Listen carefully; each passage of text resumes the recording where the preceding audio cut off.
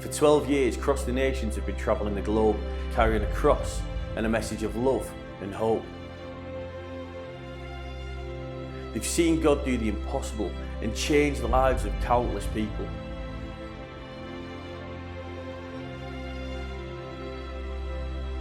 But now it's time to hear the truth. It's time to hear the story of Cross the Nations.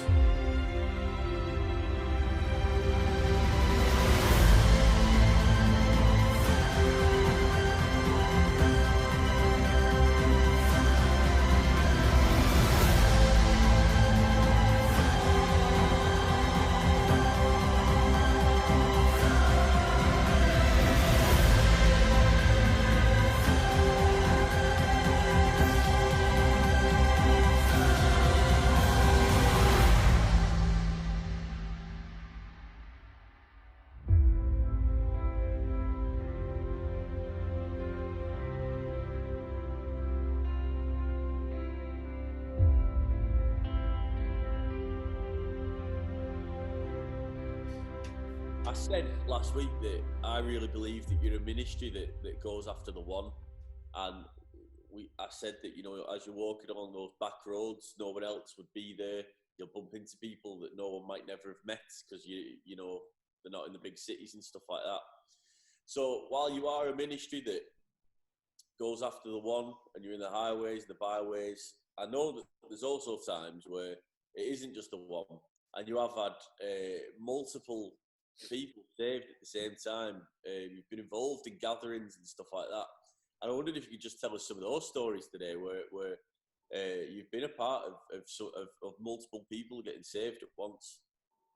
One of my favourite stories actually was when my family and I had moved to Cheshire, starting a new work, planting a new church in Cheshire. That summer of 2011, I did a walk from the church building to Cornwall, St Albans. And in the very early stages of the walk, I went through a place called Biddulph on the way to Stoke. And I remember walking, carrying the cross, and there were some lads in a skate park just off the side of the road, down in a valley there, and they could see me walk above, past on the roadside with a cross. And one of the lads saw me walking with a cross, shouted out, "Oi, mate, where'd you nick that from?" But not in that accent, of course. And I stopped and turned around and laughed, and I asked them, "How do I get down to where you are?" So two of the lads came up to me and took the cross and carried it down into the skate park. And so I was there, and you know, lads were obviously mucking around and asking me sort of, you know, what are you doing? Why are you doing this? You know, how big's the cross? How heavy is it? Da, da, da, da. So there's a bit of interest initially, you know, but they were sort of doing various tricks and things on the park, on ramps and stuff. But there was there was a sort of small gang of them. They were all mates, and they were standing around me and asking me questions. And I sort of got into a bit of a flow with them, and I said to them, you know what, your generation has been robbed of the truth. And the moment I said that, I just sensed the presence of God come into that park right where we were.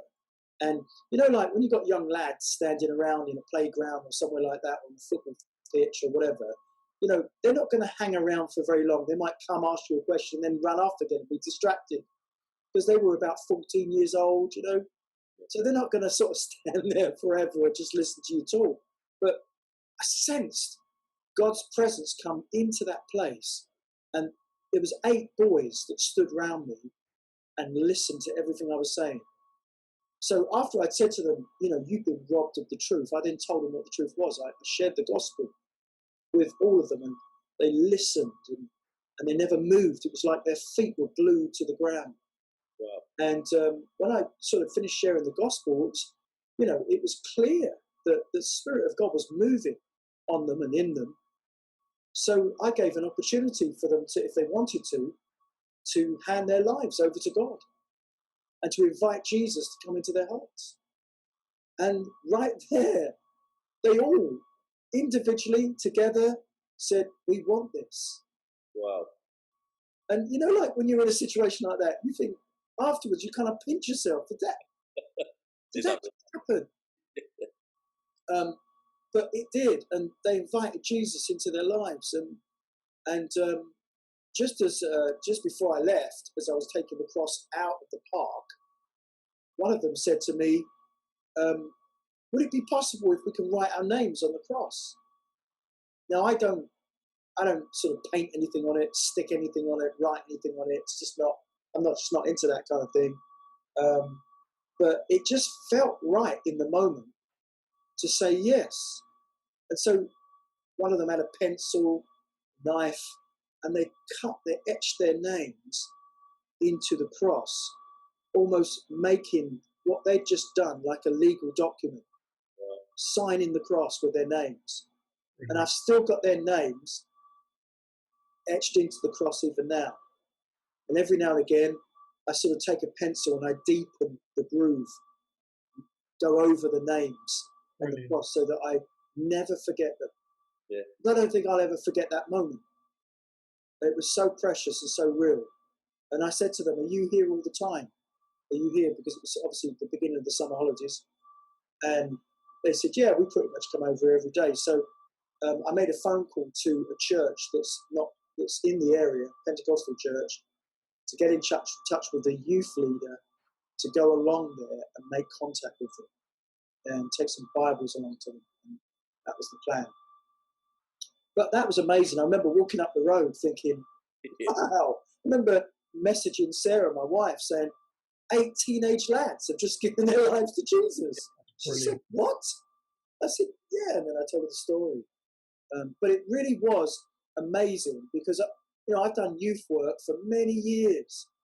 And to have a group of teenage lads stand around you, even when other kids were on their bikes and messing around and running around and distracting, to have them stand there and concentrate and give you their full attention for that long is just not normal.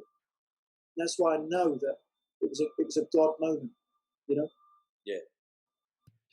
Yeah, to be honest, we'd love to see more opportunities when big crowds of people come to faith, and I think we all love that. But as Mike said, and as you've said, Graham, we go along the highways and byways, and it's amazing, really, who you meet on the side of the road. Back in 2015, I did a crosswalk in Malta, and my son Matthew came along with me, and it was really interesting. We went right at the beginning of December, and it was really good time of year to go. It wasn't too hot, wasn't too cold. It was great. And I managed to hook up with a little house church to start out with. There's a couple there called Andy and Anne who were running it, an older couple, and they had gathered a group of people there. It was a great little church, met in a little bar. It was good.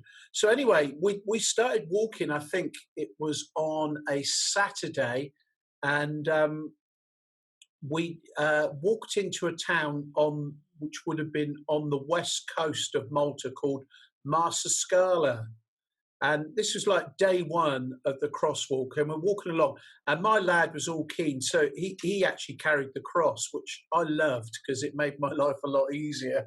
Because although we love crosswalking, it's kind of like a love-hate thing, really, carrying the cross, because it is really hard sometimes. It's hard work. And what was great on that walk was my lad carried it for the first 4 days. It didn't touch my shoulder. And I thought that was brilliant. I love that. Mike will tell you, if I can get out of carrying it, I will. But I recognise that it's such a vital signpost, though, to attract people and draw people in.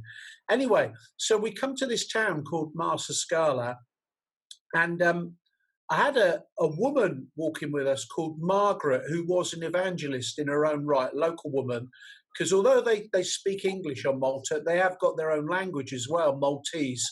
And although generally most people's English is very good, there's one or two people who might struggle a little bit, depending on the. So she kind of came along as a help interpreter, whatever. But because she was an evangelist, Mike and I have got this kind of joke that we talk about being a soul hanger. Like you sometimes when you're an evangelist, you know when somebody's kind of ready to give their life to Christ, and we joke about it. It's like, who's going to get in there and lead them through to Christ? So we're walking along, and I saw two young ladies sat on a bench, and one of them had a baby, and they're probably in their early 20s. And there was this one girl, Francesca, just chatting as we went by, and I could tell she was interested. So I started to share the gospel with her, and you could see like her face was changing, and she was getting quite emotional, and she was being touched by what Christ had done for her, that he died on the cross for her sin. And she was finding that quite an overwhelming thought, that somebody cared for her. And that there was just this sense about her that she felt unloved. I could sense that. So anyway, as we were talking with her and shared the gospel, I could see she was ripe just to give her life to Jesus Christ. And so could this lady, Margaret, as well. And she nipped in first and led her through in a prayer. And to be honest, I didn't mind. It's not about getting a notch on your Bible or how many we led through or whatever. We just want to see as many people as possible come to faith. But I laughed about it, and I remember I may have even mentioned to my son about being a soul hanger. I said, "Oh, that was classic soul hanging." Do you know what I mean? I did all the build-up work, and then she nipped in at the end.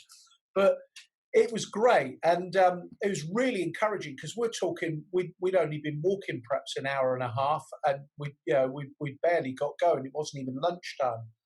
So anyway, as we walked into the town, we kind of came round.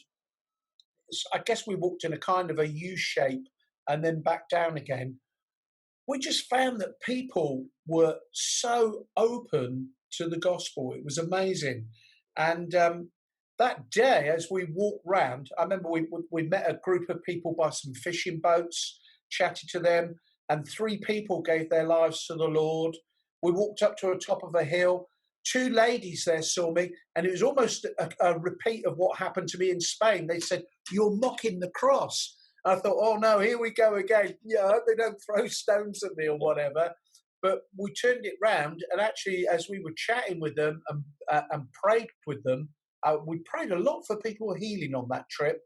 God really touched them, and these 2 old ladies gave their lives to Christ. And then, as we came back into the town, we met the 3 people who'd given their lives to the Lord earlier. And there was a whole group of people there who wanted us to tell them about it. So there were all these people gathered by these fishing boats, and I just did like an open air preach to them. I can't remember how many people were there, but again, another 5 or 6 people gave their lives to Christ. Wow. By the end of the day, this is day 1 of a crosswalk, 12 people had given their lives to Jesus. And it was like, this is amazing. Yeah. And I have to admit, I was questioning it, saying, is it genuine? Is it real? What's going on? And then I heard a little bit of a backstory. Apparently, in 2015, there was a new Roman Catholic bishop appointed, because, most of Europe's secular, but Malta is probably more Roman Catholic, very similar to Italy, I guess, than most European countries. So it's got a strong Catholic censor. So there is a religious part to it, but there is also a reverence to God. And actually, it's interesting. I know Mike says this, that often with Catholic people, they've got more faith for healing when you pray for them. And maybe that was why we saw so many people express sense of being healed when we prayed for them. So that was exciting. But there was a new bishop appointed. I can't pronounce his surname, but his first name's Charles, and he'd been appointed in 2015 that year. And I think it was a week before we got there, it was on a Saturday, he'd spoken at some meeting, and he'd said, you all need to be born again. You need to give your lives to Jesus Christ. And apparently he made a public appeal for people to give their lives to Jesus Christ in a Roman Catholic meeting, and several hundred people had responded. and given their life to Jesus. And it sensed that there was like a window of opportunity at that time in the nation for people to just be open to Jesus. So we walked around the island. It's not a big island. And to be honest, my lad was saying, oh, this is easy, because it wasn't strenuous walking at all. And we had great accommodation. God really looked after us. But we ended up, our last day of walking, we got to the island of Gozo, which is a smaller island off of the main island of Malta. We had to go across on a ferry. And the main town there is called Victoria. And in Gozo, there's not an evangelical church. There are no evangelical churches on the whole island. I don't know what the population is. It's not massive. It might be like, I don't know, 10,000 or something like that. But there is no, I mean, there's obviously Roman Catholic churches, but there is no evangelical church whatsoever. But as we were walking around the town of Victoria, I can remember it was on a Friday, kind of, we got across, we'd started up. I remember where we'd stay and there'd been a leak and a plumber had to come, so we had been delayed starting. But when we got into the town, again, real openness to the gospel, praying for people to be healed. And at the end of that day as well, we saw 7 people come to faith on an island where there is no church. Wow. It was amazing. But it was one of those things that doesn't normally happen. And yeah, I just recognized that it was an extraordinary season where God was just pouring out his spirit. And people, I guess, their hearts have been prepared, I guess, by their religious background. But there was just like it was like open season. It was so easy to see people come to faith. It was amazing. Yeah. Obviously, when we walk with the cross, we're on the move. And I can remember being in Hungary with our other associate evangelist, David Kovacs. Yeah. Actually with me, it's his first cross walk. He walked from his hometown, Debrecen, to Budapest. And I actually looked up on the blog last night to try and remind myself where we were when this particular incident happened. And I didn't actually write where we were on the blog. And I'm like, no! So I can't actually tell you where we were. We were somewhere in the middle between Debrecen and Budapest. That's like, unfortunately, doesn't tie it down very well, does it? We've been walking all day. We got to like a gypsy town, gypsy area. And I remember there was a group of lads on bikes, and some were just standing around. Big lads. We came past, and a couple of them had knives. I said to David, "You better pray, mate. I don't know what's going to happen here." Anyway, we went over to them. They gave us some tracts because they'd been shouting across the road at us, So we thought, "Oh, this could be interesting." But they took the tracts. They were sort of looking at them, but they followed us. Kind of not sort of like close up, but from a distance. They just followed us down the road. And we sort of turned around a bend, and we walked past this like a news agency type of place. It's like a shack shop on the side, and there were 2 young women standing outside.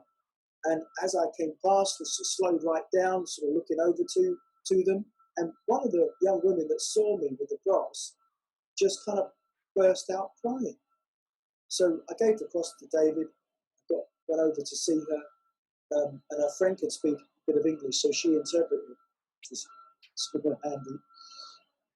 And she basically told me that her friend, was a Christian. She'd sort of fallen away from church, fallen away from God, and she quite backslidden. And sort of in her heart, she'd been thinking, I've slipped too far. God would never have me back. I don't think God will ever forgive me now. And I'm lost. And she had this real sense of being lost. And that morning, apparently, in her heart, not out loud, but in her heart, she was kind of crying out to God, saying, God, if you haven't given up on me, please give me a sign. Please show me a sign. Wow. And she was standing there, and all of a sudden we came past with the cross. She saw the cross, and she didn't have to wonder anymore. Is this the sign that I've been? She just knew in her heart that was it. And so I went over to her, and I prayed with her and her friend, and she gave her life back to Jesus, just outside the shop. But they both carried on, sort of walking with us. So we sort of like carried on down the street, and they followed us close by. So we've got these two ladies, we've got this group of gypsies, and we've got a bit of a procession now coming down the road with the cross. And then as we were coming down the road, this young guy come cycling towards me, and sort of like nearly knocked me over, actually. Jumped off his bike, threw his bike over to the ground, said, "Please help me, you've got to help me." And he could speak really good English. I said, "What's wrong? What's wrong?" He said, "The devil's got me in his grip," and he said, "I'm a heroin user. I don't want to use drugs anymore. He said, my life is falling apart. I've lost my girlfriend. I'm in a right mess. I want to take my own life. Please, will you help me?" So kind of like, I just put my hand on him and started praying that the light of God would break through, and that the darkness would leave his life and leave his mind, and that God would just come with his love and just invade his life in Jesus' name. And it was amazing, because when he was talking to me, I was looking in his eyes. He had this, his eyes were dark, and he just looked tormented. And as I prayed for him, right, he opened his eyes, and he threw his hands up in the air and shouted at the top of his voice, "I'm free! I'm free!" Right? Brilliant. So that David was like, what's going on? He said, "I'm free." He said, "My life is free." Now there was a guy that I think was either a guy selling drugs, or he was a user himself, but he was standing just sort of like over the road on a corner, and he's watching this from a distance happen. And when this young man threw his hands in the air and shouted out, "I'm free," he legged it. He just ran. Excellent. Now, like at this stage, these gypsy lads are caught up. So, like, there's a bit of a small crowd around us while this is going on. And so, I just led this young man in a prayer of commitment to Christ, inviting Christ to come and fill that void in his life, because clearly something demonic left him when we prayed. And so I encouraged him to invite Jesus, and obviously sharing about who Jesus was and why he had to come and die on the cross for him. And so he prayed with me to receive Jesus. Now, obviously, needed to talk to him a lot more than that, but we were on the move. And so he then just gave his bike to somebody, and he started walking with us as well. So we got him now walking with us. We've got the ladies that came out the shop, the lady that came back to the Lord. We've got these gypsies that, I don't know whether they wanted to beat us up or what they wanted to do earlier, but now they're following us as well, because they've witnessed this themselves. And then there was another group of young people that came and started walking with us. So we've got all these people walking with us, and two of them had encounters with Jesus. This is crazy. And then as we were walking, I said to David, what is the name of the church that is expecting us this evening? We can't be that far from it now. So David told me the name of the church. We have the name of the church and the name of the road. That's it, and the name of the pastor. And so we're carrying on walking down this long road, and I remember there was ahead of us, there was like this big guy, like he was sat on like the old chopper bike. You remember the chopper? Big guy, like I'm thinking to myself, how is he managing to balance on that bike, right? So he's in the middle of the road watching us, and we're sort of catching him up. He must have thought, what's this procession walking down the road, coming towards me? Anyway, we got up close to him. David sort of asked him, do you know where this road is? He said, yes, I know exactly where that is. But what are you doing? What's with the cross and all these people? So David told him, we're walking through the country, sharing the message about Jesus. He said, ah, he said, now this makes sense. He said, because I'd come into this little village, he said, and I was just about to go home. And God said to me, you're to wait. I've got work for you to do here in this village. He didn't know what it meant, so he just kind of waited. And then we came down the street. We came down the road. And as soon as he kind of like saw what we were doing, who we were, and that we didn't know where we were, we needed to find this church, he realised that's God had planted in there, kind of to lead us into the last bit of the journey, make sure we got to where we were. And God used him to bring us to the last bit of the journey. So that was just interesting. But then once he got us to the church, he disappeared. Never saw him again. And 2 days later, when we pitched up this round church that kind of got in touch with us and we'd stayed with one of the elders, took us to his church on the Sunday morning we were ministering. As we walked into the building, this guy in the chapel was the worship leader at the church. Amazing that, isn't it? He saw us and come running down. What are you doing here? And we said the same to him. What are you doing here? But anyway, back to the story. He said, I know exactly where that church is. I'll take you there now. So we all kind of like follow him. So now this procession, cross, me and David, these people that have just come to the Lord, all following us. And we're following this big guy on a chopper. And we're going down the street. Eventually, we come to the church building.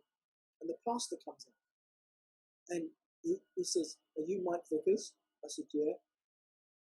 And he looks at all these other people with us. And he said, well, who are all these? So I kind of like, while I was sort of pointing to them, I said, well, this lady here was standing outside a shop and she saw the cross and had an encounter with Jesus and she came back to Jesus. She was away from God. She came back to Jesus. This guy here, he was on drugs and demonized and God just set him free. So I'm going down the line. These guys here, I don't know whether they wanted to kill us with knives or what they wanted to do, but they're here as well. So he said, oh, well, he kind of reluctantly invited us in. I don't know whether he wanted to invite these other guys in because he was a bit nervous, a bit worried about what they would do, But kind of, we were like, well, they're with us. If you welcome us, you need to welcome them as well. They're part of the team. That's right. They're with us. They're ours. They're our church. We just planted it. So we all came into the church building. They got us some refreshment. And the service that evening, it's like a midweek, wasn't that far off. We had a short time. But these guys that followed us on the street came in to the service. And it was brilliant. The worship got started. And all of these people that, were unchurched all started dancing, but not the typical Christian dancing to worship. They were like, it was like they were at a disco, at a pub or something. It was really funny. Just turn around watching them. And at the end of the meeting, after I preached, I gave an altar call, an opportunity for people to get saved. And some of the people that followed us came forward and invited Jesus into their lives. Amazing time. And, it's a story I don't tell very often, but like many others that probably Alan and I have forgotten. But yeah, just an awesome time.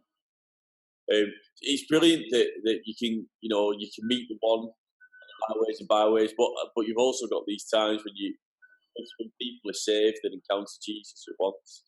And I think there's a bit of a nervousness among Christians to share and evangelise. I think people, we often feel like we're on the back foot and that people don't want to hear it.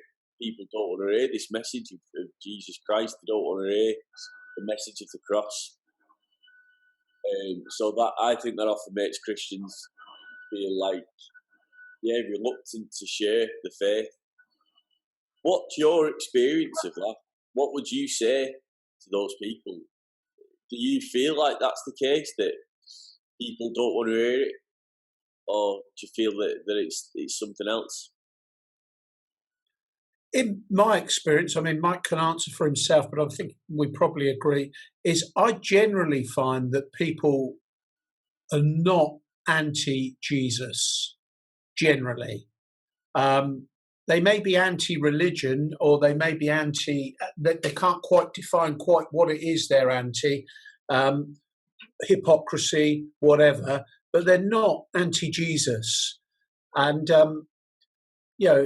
as Mike and I have said before, when we've talked about when we've encountered any kind of persecution or opposition, it's rare. We could probably count on one hand each the times when we felt intimidated or people really aggressive towards us.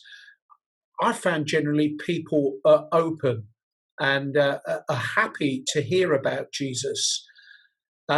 But I think really for me, one of the key things as a Christian, one of the key things actually, we were thinking about this, weren't we, about how has Crosswalk changed you? For me, faith, my faith has just gone through the roof in that I believe that when we share the message of Jesus, his death, on the cross for our behalf, his resurrection from the dead, and all that entails for those who believe, that message is powerful.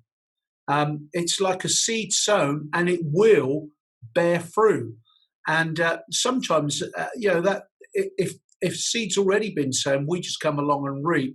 But what I found is, it's very rare that I find an occasion, particularly when we're crosswalking, where people are saying, "Shut up! I don't want to hear anymore. I'm not interested. I don't care."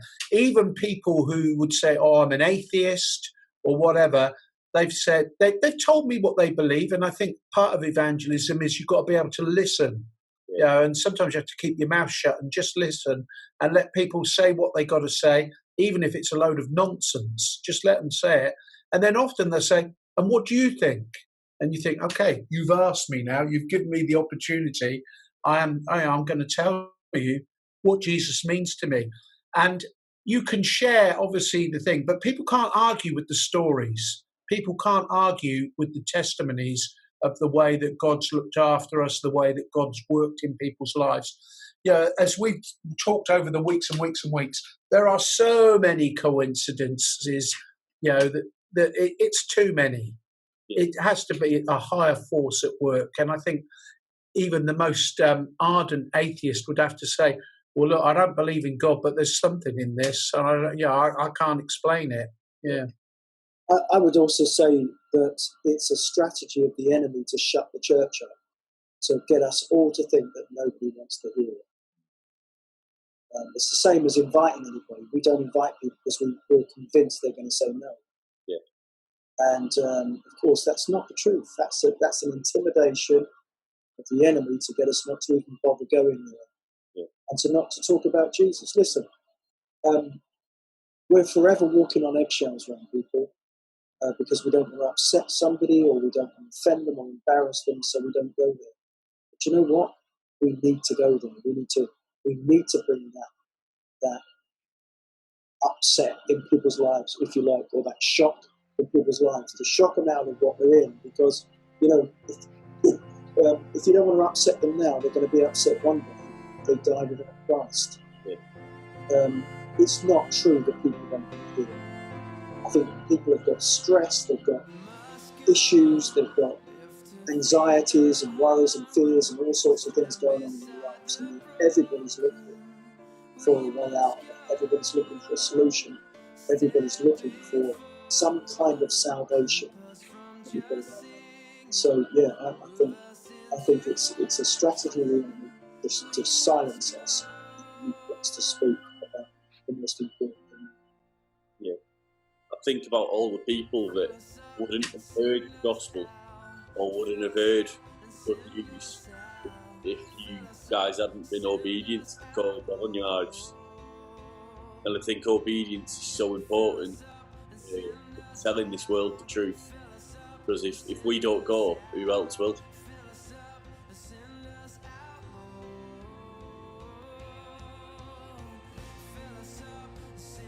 Really hope you've enjoyed this episode of Across the Nations. I hope that it's inspiring you and showing you that with God, anything is possible.